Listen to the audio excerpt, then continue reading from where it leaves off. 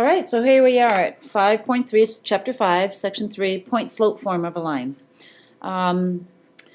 So what I want you to do is, again, take a moment, try this warm-up, kind of brings back to mind what you did in 5.1 and 5.2.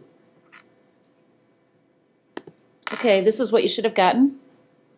They gave me the slope, they gave me a point, so I plug in what I have, slope, x and y, solved for b.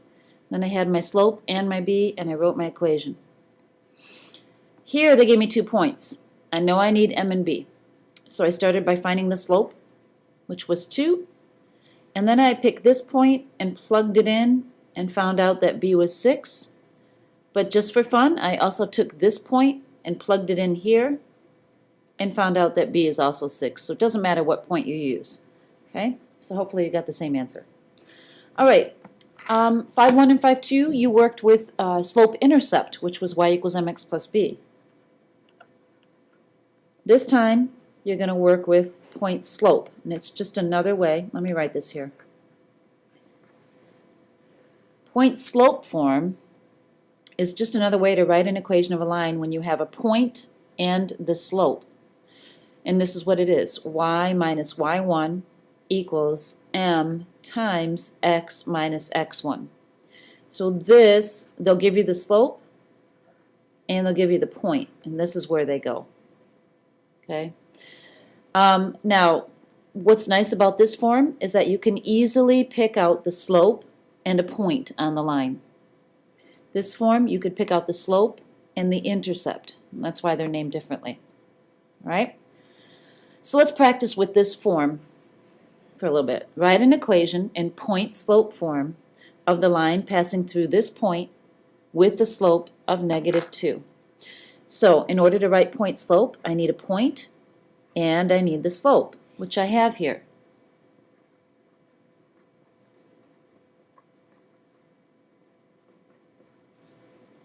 Here is point slope form.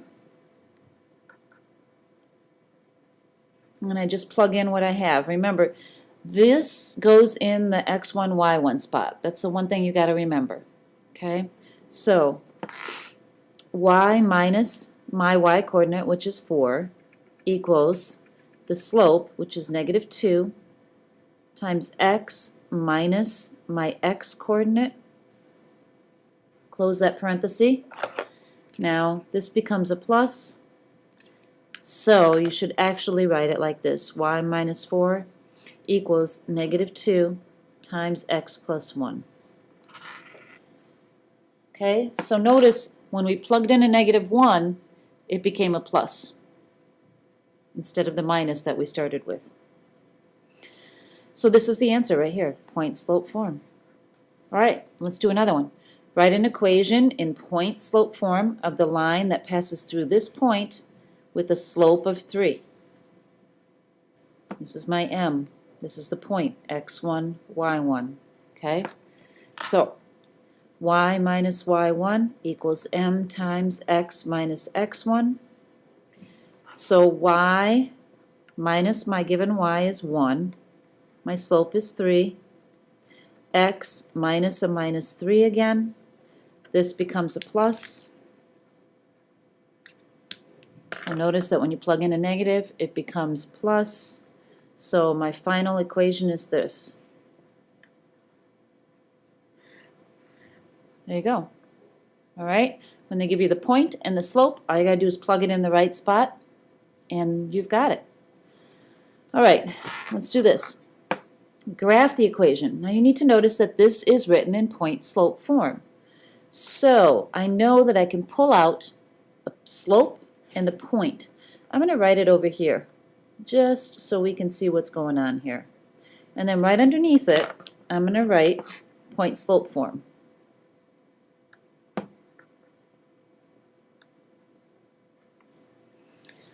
Okay, so I'm going to pull out what I need. If it's in point slope form, I know I can take the slope out and I can take a point out. So if you notice right here, the slope is in this position right here. That looks a little funny. But really what this means is that the slope is -1. Slope is -1. because I could write a 1 there, and it would mean the same thing. So the slope is -1. The x-coordinate, since this is a minus and this is a minus, that means my x-coordinate is just going to be a +2. And here, since I started with a minus, and this is still a minus, that means I put a +1 in for y. So now I have a slope and a point. So I'm going to start by plotting the point. Oops, that's not it, sorry. Over 2, up 1. This is 2, 1 here. And then I'm going to look at the slope as -1 over 1, rise over run. So from here, I'm going to go down 1, over 1, down 1, over 1. And I've graphed the line using the point and the slope. All right, let's do another one. This time I'm just going to write my general equation right above here.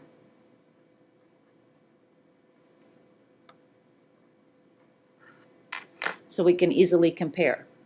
Okay, so from point slope form, I know I can pull out the slope and I can pull out a point. So let's start with the slope. You can see right here that the slope is 1/2. So that's my slope. And the x-coordinate, if this is a plus, that means I must have plugged in a -2. In order for this to go to a minus, I had to plug in a -2. And then my y-coordinate, I put in a +2 for that to stay minus. So there's my point. So I'm going to plot the point first, -2 up 2. Then I'm going to use the slope to get the second point. So I go up 1 over 2. There's a second point. Just like over here, this was down 1 over 1, down 1 over 1. Okay, now I can connect these points. And I drew my line. Now, a couple things I want you to pay attention to. You notice in this equation that the slope is negative. Nice, negative. It's got to go downhill.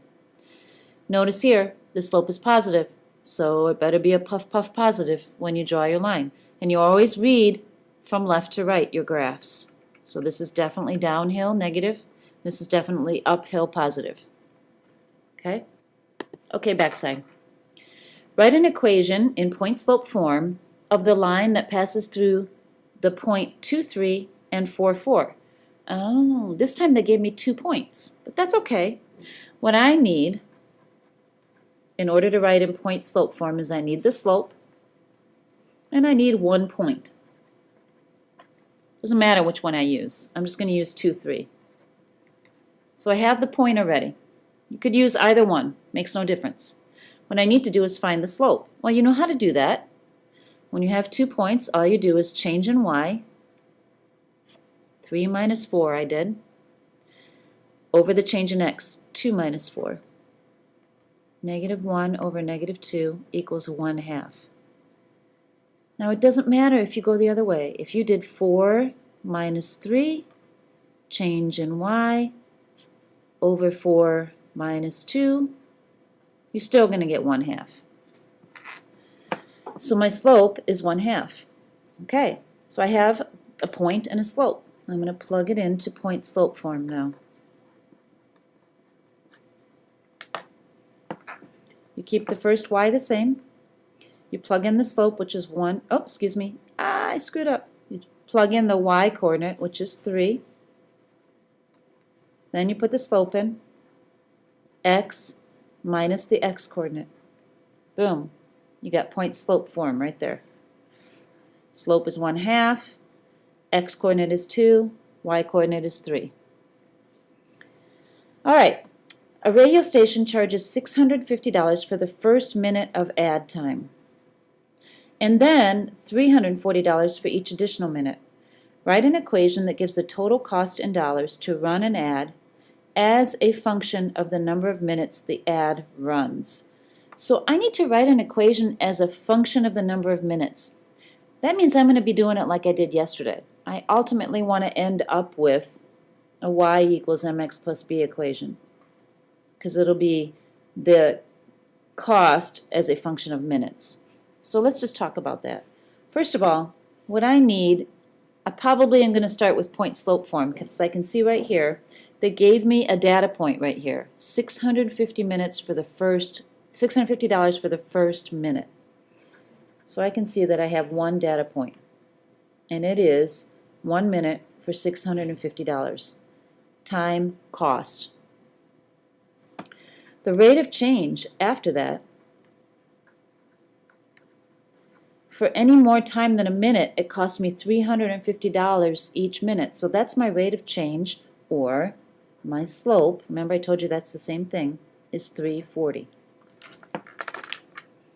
Okay, if I have a data point and I have a slope, the easiest thing to do is to put it into point slope form. And then we can move it into this form. So remember, this is my x1, y1. I'm just going to plug it in like I was doing before. Y minus 650 equals 340 times x minus 1. Now, I need to take this and I need to write it like this because I need to have the cost as a function of minutes. So I need cost by itself. I need y by itself. So it's okay. I can move this around and get y by itself. First thing I'm going to do is distribute. And I get 340x minus 340. I need y by itself, so I'm going to add 650 to both sides. And I get this, y equals 340x plus 310. Now I have cost as a function of minutes. We could say time plus 310. Cost as a function of time. Now, to some of you, this might look a little funky, because when I first looked at this, I wanted to do this. Cost equals 650 plus 340 per minute. But that's not necessarily the total cost case, okay? Because here's what happens if you think about it. They're saying that the first minute is 650 bucks. So from 0 to 650 in 1 minute. But then after that, they say it's only $340 per minute. So I'm like, well, it should be like this. But that's not true. Because if I'm over here and I plug in 3 minutes, it's going to be a whole lot more expensive than what I have written here. I actually have to do it like this, because of the way the curve is, or the line is broken up. This is saying that it's $340 a minute, and it's not, because the first minute is 650. So this equation doesn't work. That's why you have to do it like this. Okay? This is $340 a minute plus $310, and you're kind of considering the fact that your line changed slope partway. Okay, so don't think too much about it. This is just for those of you that were questioning why we did it this way. Just know that if you can find a data point and you can find the rate of change, you can figure out the equation by using point slope form and putting it into slope intercept form. Okay, so you are going to have to do a couple of those. This is another type of problem you're going to have to do. The table shows the cost of renting canoe for different times in hours. Can the situation be modeled by a linear equation? Yes, because I can use the points to find the rate of change, and then I can pick any given point. For every hour, it goes up by a certain amount. I can see that. I can use the points, I abbreviated that, PTS, to find slope or rate of change and any given point. So let's see what's going on here. For 2 hours, it costs $22. So there's a point right there. For 4 hours, it costs $32. Cost depends on time. Cost depends on time. And so on. 6 and 42. I don't need to list them all. But what I do need is I need the slope and I need a point. I can pick any of these points. I'm just going to, right now, I'm going to choose that I'm going to work with 222. And I can find the slope from 2 of my points. So here we go. I'm going to use these 2 points to find the slope. Doesn't matter what 2 you choose from. So change in y, I'm going to do 32 minus 22 and 4 minus 2. I get 10 over 2, which is 5. So my slope is 5. Okay, so that means I have a point and a slope. I can just automatically use point-slope form.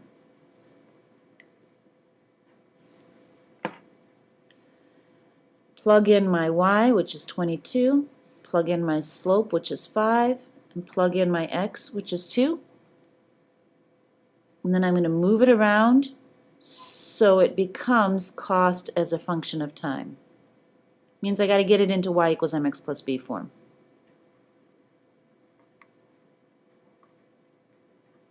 I have to get y by itself. So the first thing I'm going to do is distribute that 5. Because I can't add 22 as it is. So I'm going to add 22. Oh look, I got y by itself. There we go. So if I have to have cost, c, as a function of time, I can just rewrite it with those variables. And I'm good. All right, that's it.